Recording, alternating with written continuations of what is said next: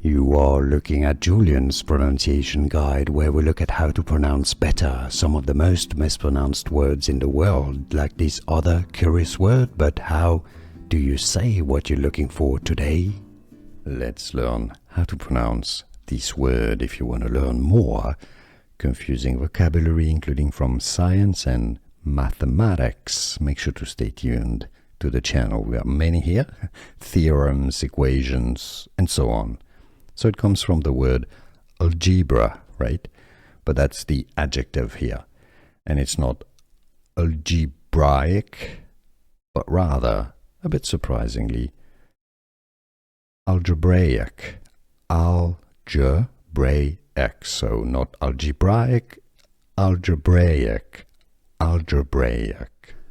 Here are more videos on how to pronounce more confusing words and names too many mispronounced. Like this video if you found it useful. I appreciate your support. I'll see you soon and thanks for watching.